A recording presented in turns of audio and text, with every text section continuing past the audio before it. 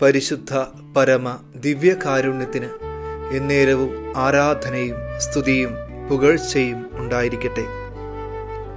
വിശുദ്ധ യോഹന്നാന്റെ സുവിശേഷം 2-ാം അധ്യായം 23-ാം തിരുവചനം ഇപ്രകാരം പറയുന്നു: പെസഹ തിരുനാളിന് അവൻ ജെറുസലേമിൽ ആയിരിക്കുമ്പോൾ പ്രവർത്തിച്ച അടയാളങ്ങൾ കണ്ട് വളരെ പേർ അവൻ്റെ നാമത്തിൽ വിശ്വസിച്ചു. യേശു ആകട്ടെ അവരെ വിശ്വസിച്ചില്ല, കാരണം അവൻ അവരെയെല്ലാം അറിഞ്ഞിരുന്നു. ഈ തിരുവചനം വായിക്കുമ്പോൾ ഉള്ളിൽ അറിയാതെ ഒരു വിങ്ങൽ അനുഭവപ്പെട്ടേക്കാം. കാരണം 2 കാര്യങ്ങളാണ്. അടയാളങ്ങൾ കണ്ട് ഈശോയുടെ നാമത്തിൽ വിശ്വസിച്ചു എന്ന് തിരുവചനം പറയുന്ന ഈ വളരെ പേരും, എന്നാൽ അവരെ വിശ്വസിക്കാത്ത ഈശോയും.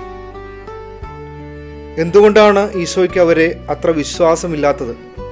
കാരണം അവരെ നന്നായിട്ട് ഈശോയ്ക്ക് അറിയാമായിരുന്നത് കൊണ്ട്. അവരെ ഈശോ വിശ്വസിച്ചില്ല എന്ന് പറയുന്നതിന് തക്കതായ കാരണമുണ്ട്. അവർ ഈശോയിലല്ല വിശ്വസിച്ചത്, അടയാളങ്ങളിലും അത്ഭുതങ്ങളിലുമാണ്.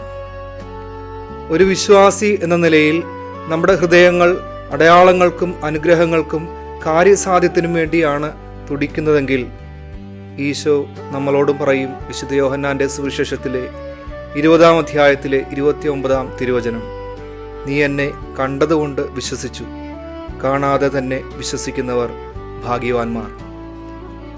കത്തോലിക്ക സഭയുടെ മതബോധന ഗ്രന്ഥത്തിൽ 143-ൽ എന്താണ് വിശ്വാസം എന്നതിനെക്കുറിച്ച് ഒരു ഉത്തമ നിർവചനം നമുക്ക് ലഭിക്കുന്നുണ്ട്.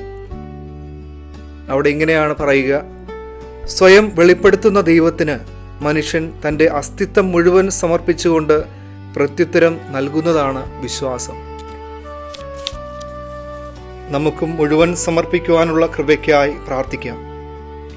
വിശ്വാസതലത്തിൽ വന്നു ഭവിച്ച പോരായ്മകൾക്ക് മാപ്പപേക്ഷിച്ചുകൊണ്ട്, ദിവ്യകാരുണ്യ ഈശോയെ, ഞങ്ങളെ അറിയുന്ന നാഥ, ഞങ്ങൾ അങ്ങയിൽ പൂർണ്ണമായും വിശ്വസിക്കുന്നു എന്ന് ഏറ്റുപറഞ്ഞുകൊണ്ട് നമ്മളെ തന്നെയും കുടുംബത്തെയും കുടുംബാംഗങ്ങളെയും ദൈവദാനമായി തന്ന മുഴുവനെയും ദിവ്യകാരുണ്യ സന്നിധിയിൽ സ്നേഹപൂർവ്വം സമർപ്പിക്കാം.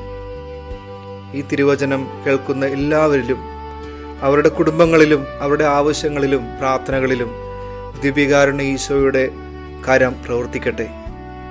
വിശ്വാസത്തിൽ അനുദിനം വളരുവാൻ ഈശോ നമ്മളെല്ലാവരെയും സമൃദ്ധമായി അനുഗ്രഹിക്കട്ടെ.